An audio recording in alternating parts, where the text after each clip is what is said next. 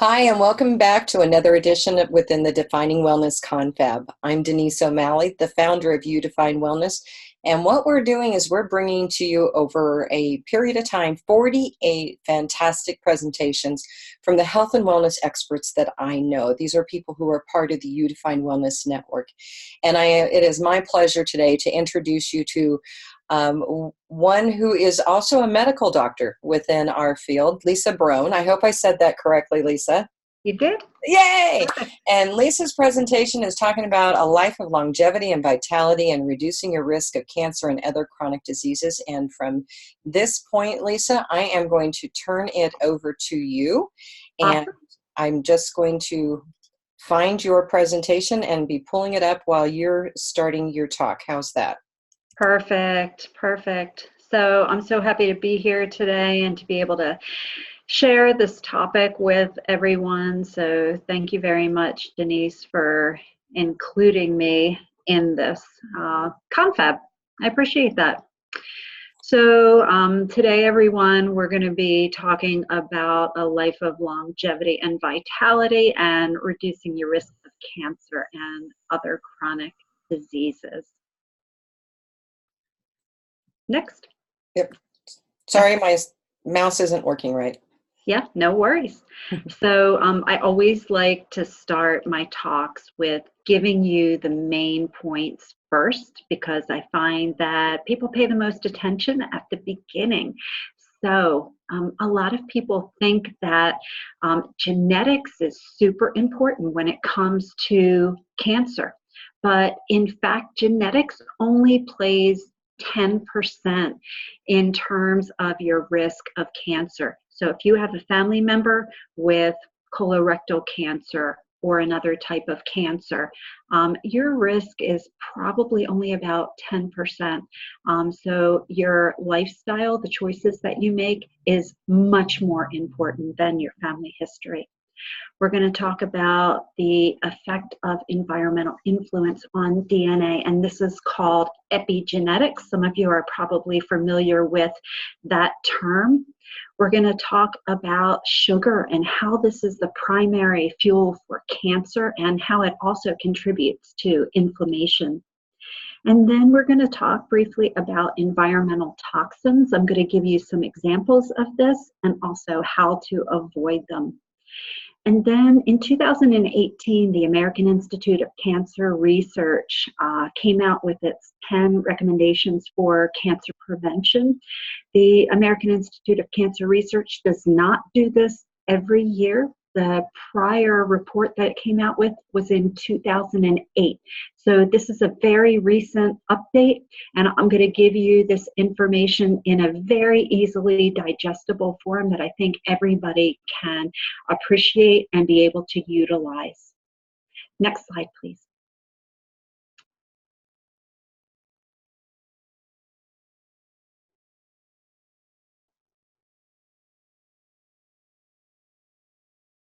Sorry, we're having some technical issues on my part. Okay. There we go. Great. So why did I pick this topic to speak with you about today? Well, because 1 in 2 men and 1 in 3 women in their lifetime will be diagnosed with cancer. I don't know about you, but this is a staggering statistic. I have a family history of cancer, and I'm sure some of you have a family history of cancer and have known people, friends, acquaintances, so on and so forth, that have cancer. And we all want to do what we can to prevent cancer. Cancer is the second highest cause of death behind heart disease. Both of these are highly preventable. So again, lifestyle choices that we make can have a direct influence on whether or not we develop cancer or heart disease. So looking at some other chronic disease problems, Alzheimer's disease currently affects 5.7 million people in our country, and this is just expected to exponentially increase in the coming years. I don't know if many of you have heard, but Alzheimer's disease is now being referred to as type 3 diabetes.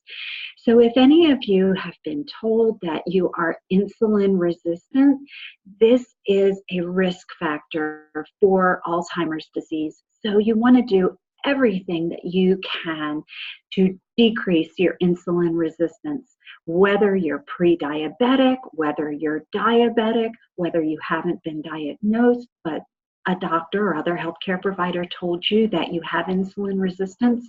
You want to do everything that you can to decrease that. So diabetes affects 23 million Americans. 95% of these are type 2, so only a small percentage are insulin requiring type 1 diabetics. 34% in the US have prediabetes. This is adults. And 95% of those with prediabetes don't even know that they have it. Large percentage of people out there in the US with prediabetes are walking around and have no idea that they are dealing with a form of insulin resistance, which puts them at risk for Alzheimer's. Next slide, please. So what is the cost? I'm sure that you have all heard of the expression, if you don't have your health, what? You don't have anything. So true. There's that physical loss, a loss of vitality when you don't have your health due to a chronic condition, whether it's cancer, diabetes, Alzheimer's, an autoimmune condition. Then there's the financial loss. People can lose their savings, their retirement, their home, their legacy that they had hoped and saved for and hoped to leave to their children. There's the mental costs that come with chronic disease, such as anxiety and depression. And then there's the emotional toll that it takes both on the person with the chronic disease as well as the family member. So anger, fear, frustration, the sense of loss. So all of these things can be at a great cost for those who are dealing with chronic disease states. Next slide, please. So I want to ask you, what kind of vision do you have for your physical health? And is this something that you actually think about?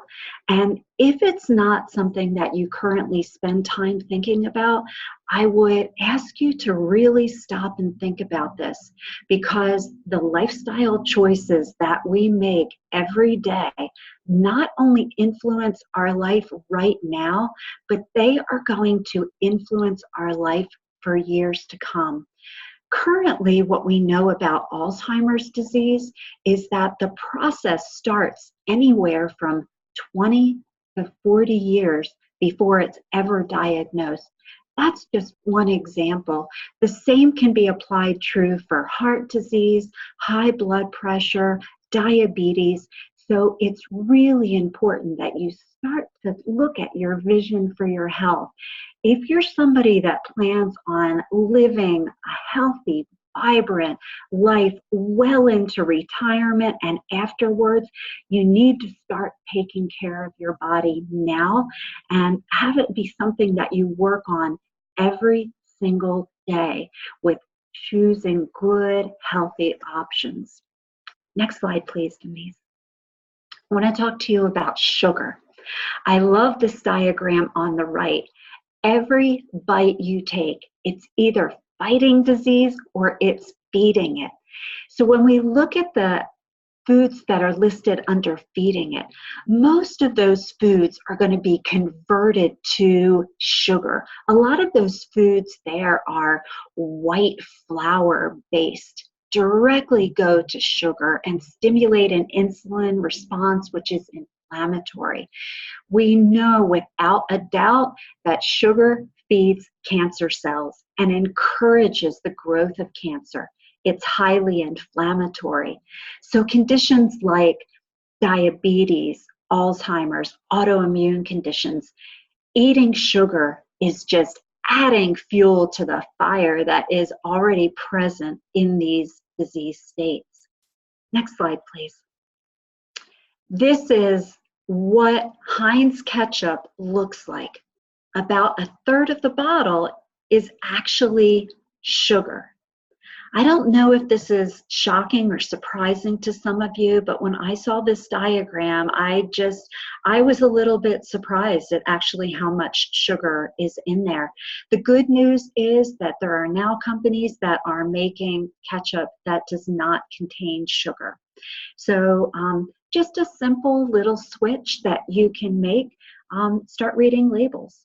And you know, if sugar is one of the top few ingredients, you know that you're getting a lot of sugar in that food. You can also look at under the carbohydrates and look at the number of grams of sugar. You want something that contains a low number of grams of sugar when you're trying to limit this in your diet. Next slide, please. So I want to just briefly tell you about who I am and what I do. I have been a family and sports medicine doctor for over 23 years now, and my business, Optimal Health and Wellness, is all about lifestyle medicine coaching. So I work with people directly on issues that affect chronic diseases. So weight issues, diabetes, high blood pressure, Alzheimer's, prevention of cancer, people with cancer. So I do stress management, nutrition, exercise, help them with sleep, help them to learn about the microbiome in the gut and how that plays a very important role in your overall health. And I love to help people work on coming off medicines. It's amazing what you can do with lifestyle. The body really wants to be in a state of health. And with just a few tweaks of what you're doing, we can often bring it into a balance. And yeah, so I just love working with people on lifestyle issues. Next slide, please. Sleep. We all know what it feels like when we sleep well and when we don't sleep well. I am here to tell you that sleep is critical to your overall health. There are several hormones that are released when we sleep. I'm just going to focus on a couple of today. One is ghrelin and the other is leptin. Ghrelin is a hormone that is released that tells you that you're hungry. Leptin is just the opposite. It tells your body that you are satisfied, that you have had enough to eat, that you can stop eating, don't need to eat anymore. The other things that happen when you are sleeping is you get cell repair, you get detoxification, which is basically cleanup of cells. Your immune system gets replenished, and your nervous system gets a cleanup and a regeneration while you sleep as well. So what happens when there's a lack of sleep? Next slide. So with deprivation, ghrelin goes up, so you get hungrier. Leptin goes down. So not only do you eat more, but you gain weight. To compound this problem, you have cortisol and insulin released. Some of you might know cortisol as a stress hormone. That's exactly right. And often where cortisol goes, insulin follows. Insulin is a fat storage hormone. So not only are you releasing hormones that cause you to eat more and gain weight, but you also, because of the cortisol and insulin, you have trouble losing weight. Your body's saying, store fat, store fat, store fat. Do not release calories. Hang on to them. The other problem, and this is a big problem, so if you don't get adequate sleep on a consistent basis, these hormone changes are also associated with cancer progression. So what do I mean by enough sleep? So the recommendation is to get an average of 7 to 8 hours of good quality sleep. Next slide, please. So American Institute of Cancer Research came out with recommendations in 2018 specifically to decrease your risk of cancer. And I am here to tell you that everything you do along these lines, following these recommendations, will also be helpful for decreasing your risk of other chronic diseases, without a doubt. So you don't have to follow one set of recommendations for cancer prevention and another set of recommendations for preventing diabetes and Alzheimer's and high blood pressure. These are all recommendations that you can follow for all of those chronic diseases. Maintaining a healthy weight. So a good benchmark, it's not perfect, but a good benchmark for healthy weight is a body mass index less than 25. If you're interested in seeing where your body mass index is, you can Google body mass index or BMI, and you put in your height and weight. A normal body mass index is under 25. The next one is be physically active. For most people, this is an accumulation of physical activity equivalent to 150 minutes of moderate intensity physical activity per week. If you're doing strenuous activity, that's 75 minutes per week. And again, this is accumulated. It doesn't matter how you divide it up. If you want to do 5-minute increments, 10-minute increments, 30-minute, 100-minute, it doesn't matter. It all counts the same. It's just an accumulation of 150 minutes per week. A diet rich in fruits, vegetables, whole grains, and legumes. Super, super important. These are all foods that are going to decrease your risk of cancer through fiber, through phytochemicals, vitamins, minerals, all of those good things that your body needs to fight cancer. Limiting fast food, I think most people understand this, pretty much goes without saying. I'm not talking about getting a salad at a fast food restaurant. I'm talking about straightforward eating fast food. Limiting red and processed meat. Next slide, please. The last 5 recommendations: limiting sugar-sweetened beverages. So we're talking about like the sodas, that sort of thing, anything that's sugar-sweetened. And I would say just limiting sugar beverages in general. They didn't go that far, but I would say that. And then don't use supplements specifically for cancer prevention. Limiting alcohol. There is no safe level of alcohol use. We used to hear it's okay for 1 to 2 alcoholic beverages per day. There is no safe level when it comes to alcohol use. There's a direct proportional relationship between alcohol use and breast cancer and colorectal cancer, and there may be some other cancers as well. But the greater the volume of alcohol that you drink with respect to these cancers, the greater your risk. So again, no safe level. Mothers, breastfeed if you can, and if you have a cancer diagnosis, following the above 9 recommendations. Next slide. I love this Ayurvedic proverb because it is just so true. When diet is wrong, medicine is of no use.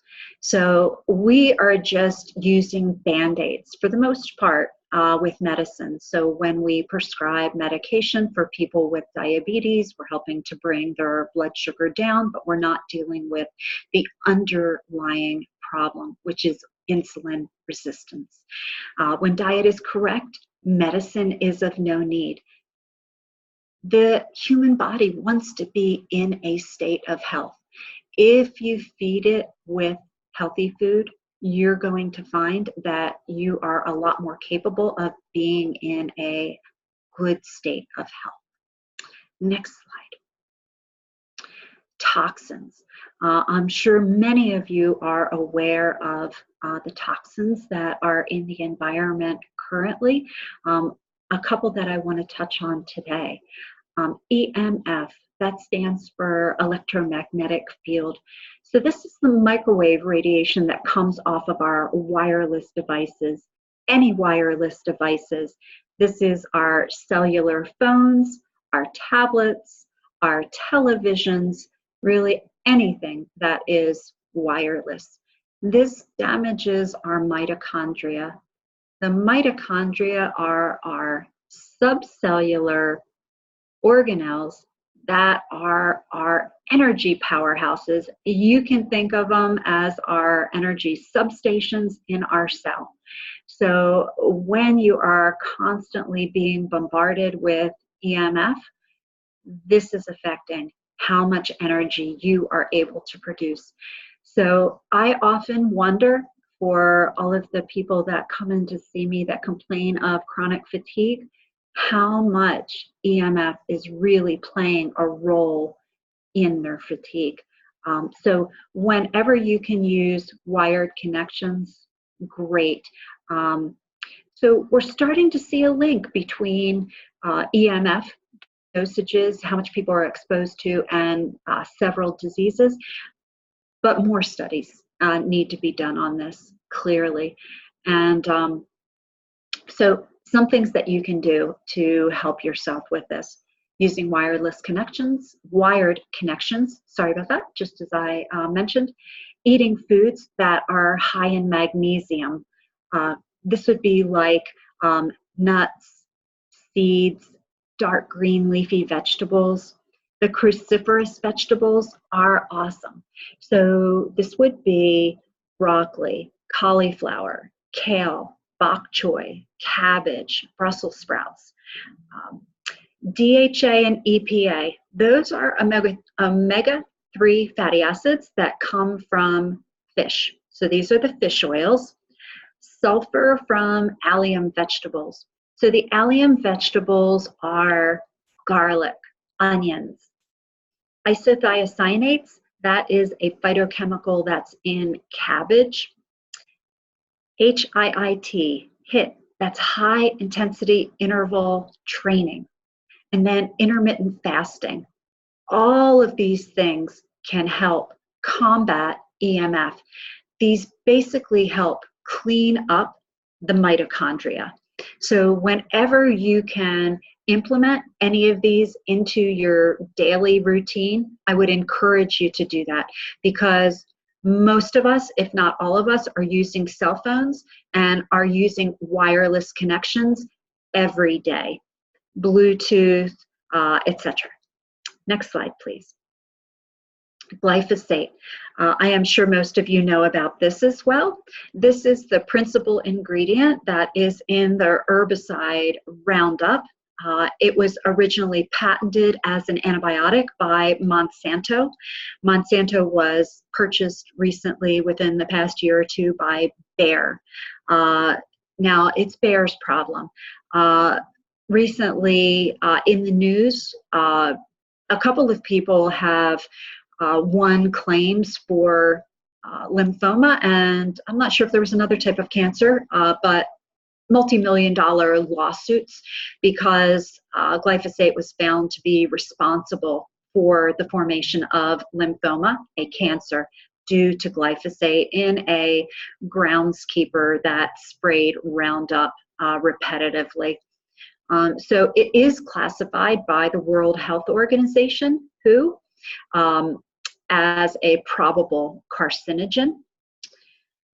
So glyphosate is common in GMO crops. So GMO stands for genetically modified organism. So what happens is these seeds for corn, soybean, sugar beets, and cotton seeds are made so that they're genetically modified and able to withstand glyphosate or a similar herbicide being sprayed on them, and it does not kill these crops. So basically what that means is if you get a GMO crop and you eat it, you have had these chemicals such as glyphosate sprayed on them, and you are going to get that chemical in your body, this probable carcinogen.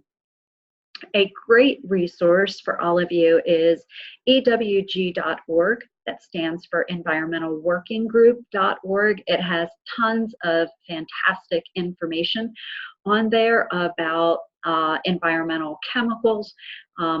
One of my favorites to look at every year, because it changes slightly, is the list of produce that is highest in herbicide, pesticide residues, and that's called the Dirty Dozen.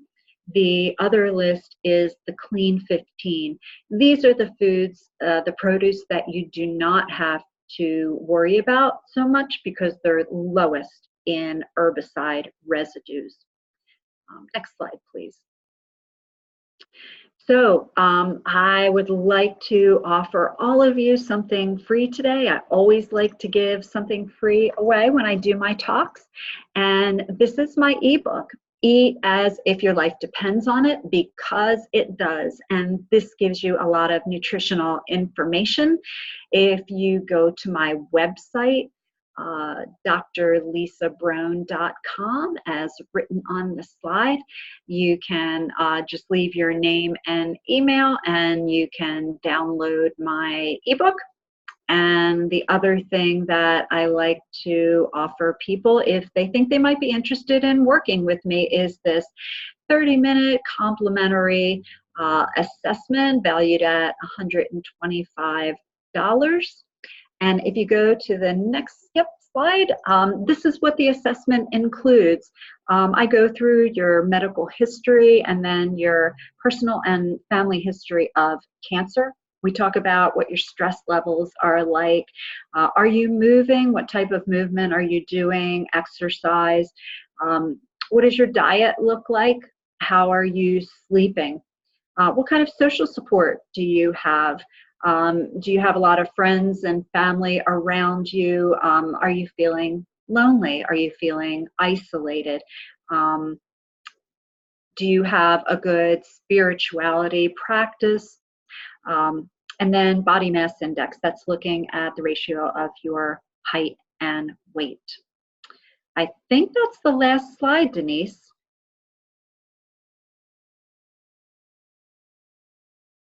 Oh. Sorry, one more. So what I will do after we talk is I will give you an assessment for cancer as well as other chronic diseases. And I will give you the top 3 areas that I think you would most benefit from improving in terms of decreasing your risk of cancer and other chronic diseases. And I will give you a couple of action steps that you can take in each of these 3 areas to improve your overall health. Yeah, that's it. Sorry, my mouse did not like your presentation. It's all good.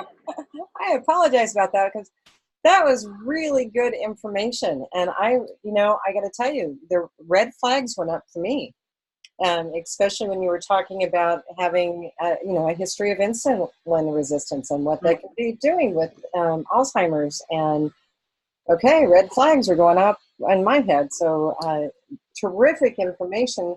And I have to tell you that every time I wrote down a question that I had for you, you answered it. So I don't even have any extra questions there. But let's talk about your practice and where you work with people, or how you work with people. So is it just in Colorado? Is it all over the United States? How do you work with people? I would love to be able to work with people all over the United States, but I am limited by state license. So for right now, it's in the state of Colorado, so I can't cross state lines. I need to look into whether or not I can practice with people internationally. I may be able to practice with people internationally, but not cross state lines. So I definitely work with people in Colorado. And the way that I work with people is either over phone or over Zoom. So we have calls. Right now they're designed twice a month. And I do programs for 3-month or 6-month, depending on what people need. Sometimes people need a little bit longer, but we know on average that people need about 6 weeks at least to make good change in Mhm. order for that to be cemented in. So giving them a little bit longer time than that really reinforces the changes that we've made. And because we're not just making one change, we're making, taking baby steps along the way in my program. I don't believe in giving people big chunks of things to do, but I give them small changes to make, and it's usually small changes in a variety of realms. So I don't find that often people need like just help with diet or just help with exercise. It's usually like a multi-pronged approach. It's somebody that maybe is not sleeping well and they're not eating well too, and they're not doing any movement, and all of those things work together. So we slowly start working on all of those things, just like one step at a time. We just start chipping away at each of those processes to help them fit Okay. together and help the person feel better. That's awesome. Yeah. I have a million other questions for you, but unfortunately, we're running out of time here. Okay. So I need to go into the next part, and that is a little bit about You Define Wellness. And Lisa is a provider in the You Define Wellness Network, and it's really important to share with you what the You Define Wellness Network is all about. And we are a network of hundreds of health and wellness professionals across the United States who have come together to be able to do some things and offer some products and services, and I'll discuss those in a minute. And there are a lot of lists of providers on the internet. It's easy to find a list, and that's typically where somebody just paid a fee and they're going on the list. We're actually doing due diligence. We're doing a criminal background investigation. We're looking at their licenses. Are there any disciplinary actions or stipulations against them? Are they a legal business? What's their reputation all about? And so we actually have a private investigator who does that background check. And so while it shouldn't be your end all be all when you're making a decision on working with someone, if they're on our provider network, we've looked at them and did this background investigation. But with that provider network, as I said, we can do some things like create an employee benefit program, because things like what Lisa does aren't typically included in medical insurance. So here's a program where it can be offered to employees that's subsidized by the employer to give them access to help them find their own health path, and using services that they may not have tried before because it wasn't part of medical insurance. We also have a catalog of health and wellness speakers. So no matter where you are in the world, if you have a group of people, we have programs that you can tap into either live and in person, or live in a webinar type setting. So we invite you to go to our catalog, particularly if you have a group of employees, a group of community group, school group, and you're looking for a health and wellness educator. We have programs that they have put together. We have dozens of them, and you can download our catalog for free. And for individuals, launching with this Defining Wellness Confab is a way for individuals, retirees, self-employed, those not covered under our employee benefit program. It's a way for them to participate in working with our providers on health and wellness products and services and receiving them at a discount. The card has a one-time fee. Use it. It never expires. You can use it for everyone in your household. You can share it with your next door neighbor, share it with your coworkers if you want. Whoever is presenting it is entitled to the discount. And during this confab, it's available for half price for $49.50. And just go to our website at youdefinewellness.com. And the last thing is, while you're over there, take a look at the Holistic Healing Workplace Crisis Support Team. We're using this confab to bring awareness of what we're doing, and that we can bring in a team of a variety of modalities to come in and help the workplace when a crisis has hit. Because what we know is that while the counselors and psychotherapists are great, and we've got them too, we know that emotional trauma, physical trauma will reside in the body, and if left untreated, will manifest down the road into other things, weeks, months, years later. And so we want to bring in a variety of healers to help the employees discover things that they can use in their own healing after a crisis at the workplace. And so we are also, we're spinning this off as a nonprofit, and so we're using this as a fundraiser that if you feel so inclined, you can make a donation to the Holistic Healing Crisis Support Team as well. And the PayPal link is there. But last but not least, how do you reach out to Dr. Lisa if this has resonated with you? If you want to check in with her, take advantage of her special offers, and see whether or not this is what you are looking for in your life, I urge you to pick up the phone and give her a call and have a conversation with her and see what it's all about.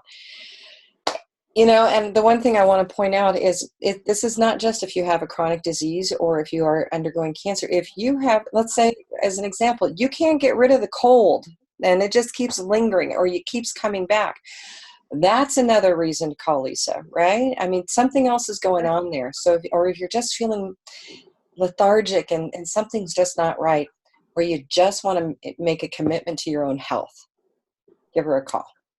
Absolutely. Correct? All right. Absolutely. Lisa, thank you very much for participating. Thank you. I appreciate you. For all of you who are watching this, wherever you found this recording, it's linked you over to our YouTube channel probably. And when you're there, please just follow us so that you can get more videos. We're doing 48 of these videos in a short period of time, plus we have dozens of other conversations on there, so that as you are on your path to becoming the director of your own healthcare and exploring other options, you can learn about them before you actually pick up the phone and call them. So we thank you for being with us. So again, have a great day, Lisa. Again, thank you so much. And we will see you on the next recording.